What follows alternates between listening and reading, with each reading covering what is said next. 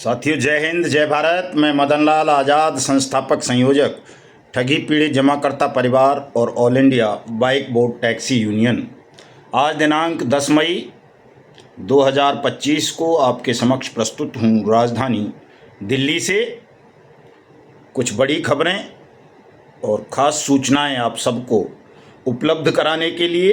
तो तमाम साथी पूरा वीडियो ध्यान से सुन लेंगे, इसे ज़्यादा से ज़्यादा शेयर कर देंगे, लाइक करेंगे, कमेंट करेंगे और जिन साथियों ने अभी तक हमारे YouTube चैनल को सब्सक्राइब नहीं किया है वो इसे सब्सक्राइब भी ज़रूर कर लेंगे। साथियों, बड़ी मर्मांतक बातें आज मैं आपको बताऊंगा और यदि आपने उन सब को ध्यान से सुन लिया तो निश्चित रूप से आप सफल हो जाएंगे अपनी मेहनत का डूबा हुआ पैसा प्राप्त करने में। और जिस मानसिक तनाव और पीड़ा से आप गुजर रहे हैं, भय से, उसको भी दूर कर पाने में सफल हो जाएंगे। शर्त केवल इतनी सी है कि आप इस पूरे वीडियो को ध्यान से सुनें और जो बातें मैं बताऊं उन पर अमल करें। अमल नहीं करेंगे, आप हल्के फुल्के भाव से सुनेंगे, भूल जाएंगे, काम नहीं करेंगे तो निश्चित रूप से आप दुख भोगेंगे, इसमें कोई संदेह नहीं है। और ध्यान से सुन लेंगे, उस पर काम करेंगे तो निश्चित रूप से आप दुनिया के तमाम दुखों से, पीड़ाओं से, अभाव से, तनाव से, अशांति से मुक्त हो जाएंगे। तो शुरू करते हैं आज का ये खास वीडियो संदेश जो आप सबके लिए है, यानी देश के उन 42 करोड़ ठगी पीड़ितों और 2 करोड़ से ज़्यादा निर्दोष एजेंट साथियों के लिए तो है ही, उन तमाम भारतवासियों के लिए है जो हिंदुस्तान को अंश मात्र भी प्रेम करते हैं या स्वयं को देशभक्त समझते हैं।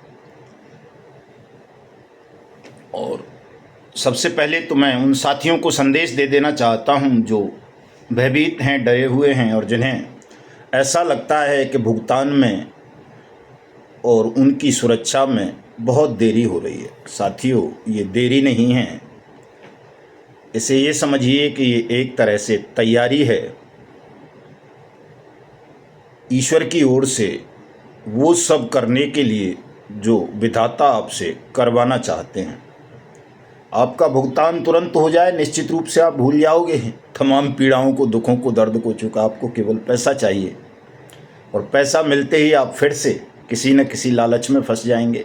उस पैसे को, उसको तो छोड़ो जो मिलने वाला है, और भी कर्ज ले लेकर के फिर से डुबो दोगे, निश्चित रूप से ये तय है।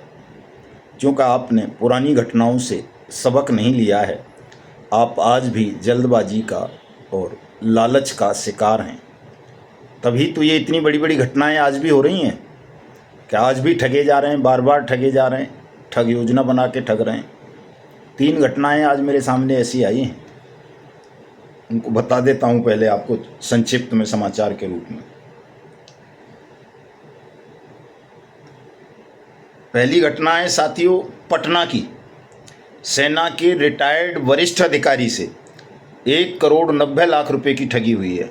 लालच में फंस गए श्रीमान जी और ठग लिया गया उनको। दूसरी घटना है साथियों हमारे गुरुग्राम की। यहाँ 3-4 लोग थे, वो MBA किया हुआ था उन्होंने, और उन्होंने एक ठग कंपनी बनाई फर्जी, और लगभग हजारों लोगों को ठग के 1000 करोड़ रुपए ठग लिए उनसे। इतनी बड़ी राशि, जब दिन रात हम बता रहे हैं, सरकार बताती है, RBI बताता है कि भाई ठगों से बचिए, लेकिन आप लोग समझने को तैयार नहीं है साथियों।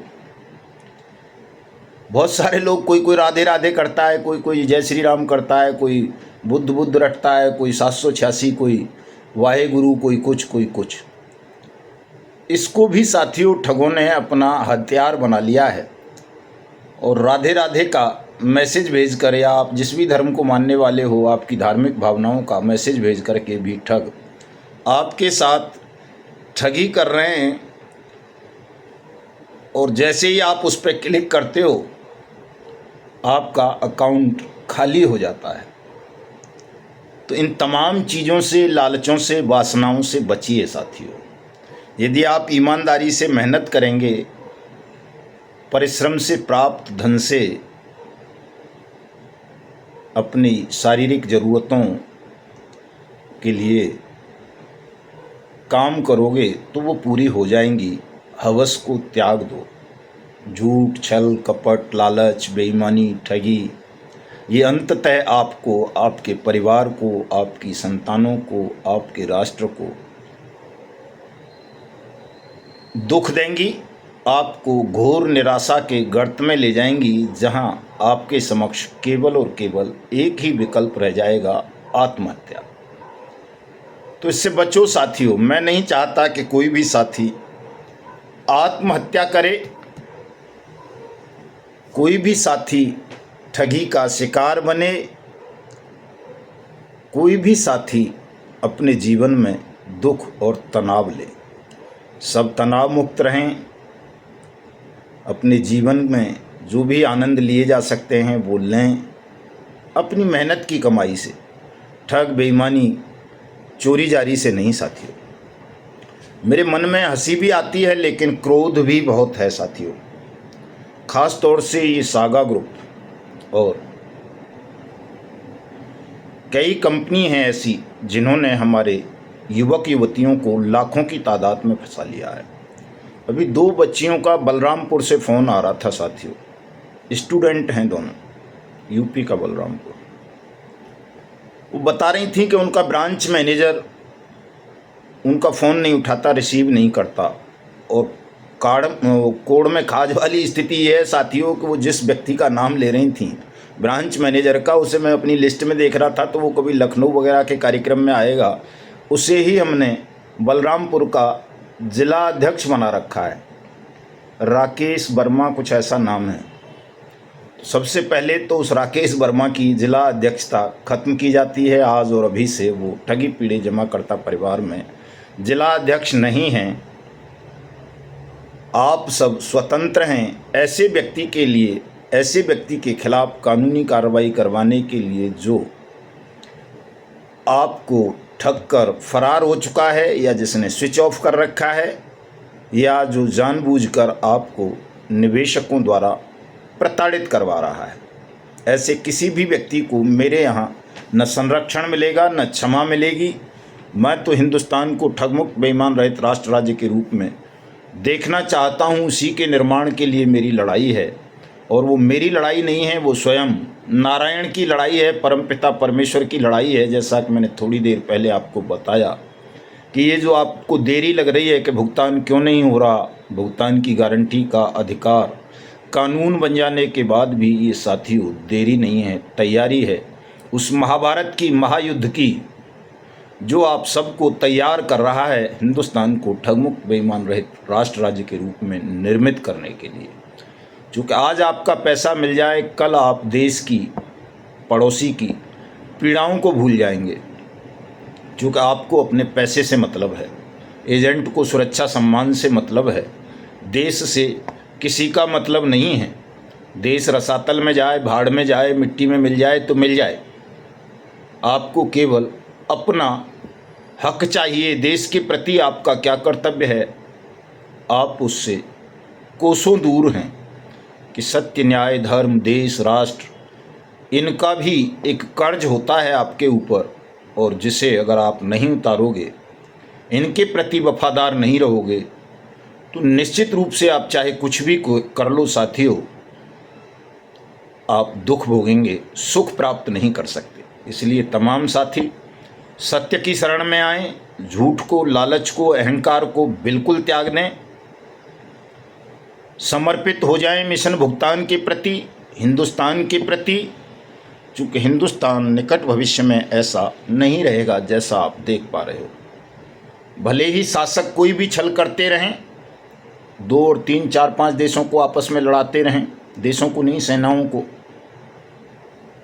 और उस लड़ाई की आड़ में वो ठगों को, बेईमानों को संरक्षण देने का षड्यंत्र रचते रहें, उनका कोई भी षड्यंत्र चल नहीं पाएगा। चूँकि साथियों मैंने तो वो पीड़ा भी देखी है, भोगी है, जब मेरे देश के 2 लाख सैनिक जो आज पाकिस्तान से लड़ रहे हैं, वो चीन और पाकिस्तान के बॉर्डर पर खड़े होकर देश की सीमाओं की जब रक्षा कर रहे थे, तो कुछ ठगों ने फौजियों की वर्दी पहनकर इसी प्रधानमंत्री नरेंद्र मोदी के चित्र लगाकर, इसके जो परिवहन राजमार्ग मंत्री है, क्या नाम है उसका, कौन फिटकरी है वो, गडकरी, नितिन गडकरी, उसका चित्र लगाकर इसी प्रधानमंत्री के green India clean India mission के नाम पर bike boat hello taxi top ride जैसी फर्जी कंपनियां बनाई, पॉन्जी स्कीम्स लॉन्च की और मेरे देश की सीमाओं के रक्षक उन 2 लाख फौजियों को ठगी का शिकार बना लिया, जो देश की रक्षा कर रहे थे, जिनमें से 1250 सैनिकों ने आत्महत्या की साथियों, और लाखों ऐसे थे जो अपने जीवन के तमाम सुख और आनंदों को भूल गए थे, तनाव में आ गए थे, एंजाइटी में आ गए थे, डिप्रेशन में चले गए थे, जो मरे से भी ज़्यादा बुरी हालत में फंस गए थे। मैंने उन सबको देखा है, उनका करुण क्रंदन सुना है, उनकी पीड़ा देखी है, और उनकी उस पीड़ा को ख़त्म करने के लिए मैं शासन से लड़ा हूँ, सरकार से लड़ा हूँ। लेकिन इस निर्लज्ज सरकार को थोड़ा सा भी रहम दया उन सैनिकों पर नहीं आई थी। उनका भी पैसा अभी तक ये सरकार वापस नहीं कर सकी है साथियों। ये इतनी निर्लज्ज, बेशर्म, बेईमान सरकार है। जिस पाकिस्तान से आज हम लड़ाई लड़ रहे हैं, उससे लड़ने की आवश्यकता नहीं है।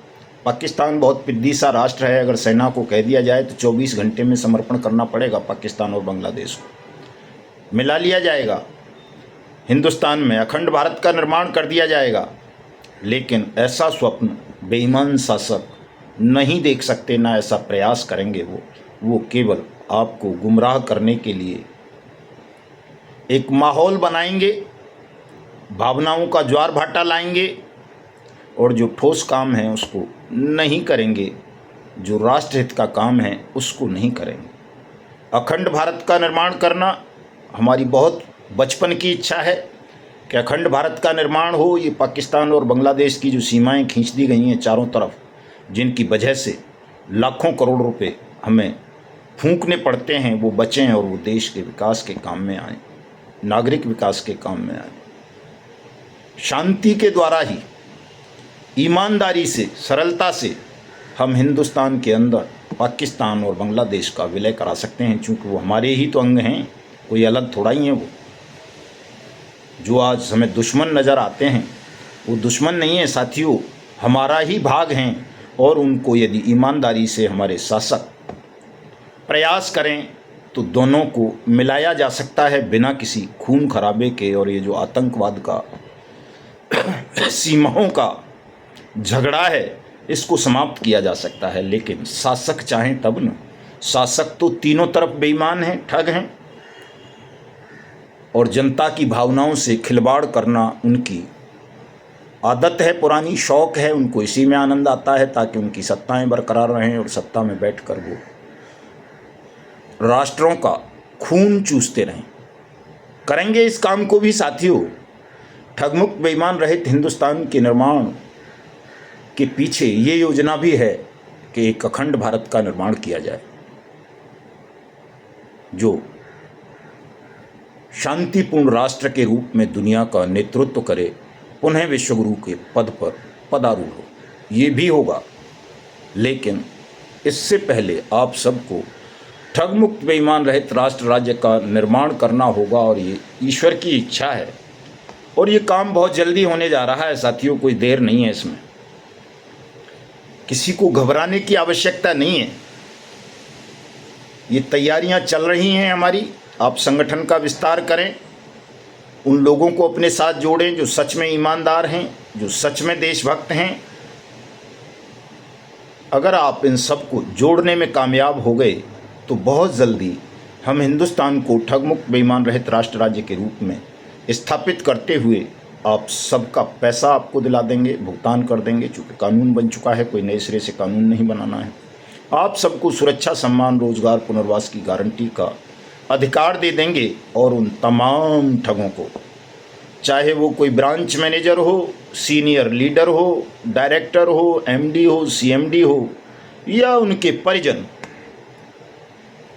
उन सबको साथियों फांसी लटका देंगे, क्योंकि इन्होंने बहुत दर्द दिया है, बहुत पीड़ा दी है हमारे देश के उन भोले भाले लोगों को, नागरिकों को, जो सत्य और असत्य में अंतर नहीं कर पाते थे, या जो थोड़ा जल्दबाजी के चक्कर में या मोटे रिटर्न के लालच में या अन्य मामलों में फंसकर अपनी मेहनत की पूंजी को इन ठगों के हवाले कर चुके थे। जब बच्चे रोते हैं, फ़ोन करते हैं, मैं बता रहा था बलरामपुर से कोई पाठक बिटिया है, एक तिवारी बिटिया थी, एक और कौन सी, वो फ़ोन कर रही थी, मालती, बता रही थी अंकल हम तो स्टूडेंट हैं, निवेशक हमारे घरों पर रोज़ आकर के गाली गुफ्तार करते हैं, बेइज्जती करते हैं, अपमानित करते हैं, हम अपने एग्ज़ाम की तैयारी नहीं कर पा रहे, हमारी ज़िंदगी तबाह हो गई है, मरने को जी करता है हमारा। ब्रांच मैनेजर फ़ोन नहीं उठाता, सीनियर लीडर फ़ोन नहीं उठाते, कंपनी बंद हो चुकी है, सीएमडी विदेश भाग गया है, सागा ग्रुप का समीर अग्रवाल, तो हम जिएँ तो जिएँ कैसे? बताओ न, कब तक पैसा मिल जाएगा हमारा, कब तक निवेशकों का भुगतान हो जाएगा ताकि हम इनको कह सकें। साथियों, धर्म संकट है बहुत बड़ा हमारे सामने भी, आपकी तरह कि तिथि तो हम भी तय नहीं कर सकते, चूँकि न्याय को समय सीमा में नहीं बांधा जा सकता, और न्याय भी ऐसा जब वो पूरे राष्ट्र को दिलाना हो, तो बड़ी असंभव सी बात है ये कहना तो। लेकिन हम अपनी दूरदृष्टि से जब देखते हैं तो दिखाई पड़ता है कि बहुत जल्दी ये काम हो जाएगा। थोड़ा सा धैर्य रखें आप लोग, हमारे साथ तैयारियों में जुटें, लोगों को अपने साथ जोड़ें, ख़ास तौर से ये युवक और युवती जो फंसे हैं सागा ग्रुप की स्कीमों में, जो स्टूडेंट हैं वो भी हमारे साथ जुड़ें, संगठन को मजबूत करें, तैयारी करें लड़ने की। चूँकि जब हिंदुस्तान ठगमुक्त बेईमान रहित राष्ट्र राज्य के रूप में स्थापित होगा तो हमें कम से कम 25,000 ऐसे युवक और युवतियों की आवश्यकता भी पड़ेगी जो IAS हों, IPS हों, ईमानदार वाले। चूँकि आज वाले IAS IPS तो ज़्यादातर बेईमान हैं, वो इन खूसटों को ही बचाते रहेंगे। वहाँ अगर खुद न्याय देवता शनिदेव भी आकर के बैठ जाएं भारत के सर्वोच्च कुर्सी पे, तो उसको भी पागल बना देंगे, उसको भी न्याय नहीं करने देंगे, उसको भी सत्य और धर्म की स्थापना नहीं करने देंगे, चूँकि इनकी रग रग में बेईमानी बस चुकी है, ठगी बस चुकी है, धोखा बस चुका है। तो ऐसे तमाम लोगों को भी तो हमें नेस्तनाबूद करना होगा, और उन न्याय की कुर्सियों पर, चाहे वो ज़िले की कुर्सियाँ हों, मंडल की, चाहे राज्य की, चाहे केंद्र की, उन सब के लिए भी ईमानदार युवाओं की आवश्यकता पड़ेगी।